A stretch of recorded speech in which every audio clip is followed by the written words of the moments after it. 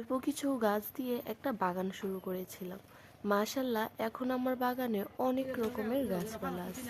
এখন আমার বাগানে গাছ রাখারও জায়গা নেই, তাই ভাবলাম আমার বাগানটা একটু বড় করে। আমরা যেহেতু গ্রামের বাড়িতে থাকি, আমাদের কোনো ছাদ নেই, কারণে আমি আমাদের ঘরের পাশে উঠোনের সামনে একটা বাগান করতেছি। আগে যেখানে বাগানটা ছিল ওইখানের পাশে কিছু লাকড়ি ছিল। লাকড়িগুলো সরিয়ে এই জায়গাটা ভালো করে ঝাড়ু দিয়ে দিচ্ছি, যাতে এখানে আরো কিছু গাছ লাগাতে পারি। ভালো করে জায়গাগুলো পরিষ্কার করে নিচ্ছি। অনেক আগের লাকড়ি ছিল এবং অনেকগুলো ইট পাথর ছিল, ধুলাবালু, সবগুলো ভালো করে পরিষ্কার করে নিচ্ছি। এই ভিডিওটা আমার অনেক আগের করা ছিল, গ্যালারিতে অনেক দিন ধরে পড়েছিল। আজ হঠাৎ মনে পড়লো ভিডিওটাকে ভয়েস দিয়ে লোড করি।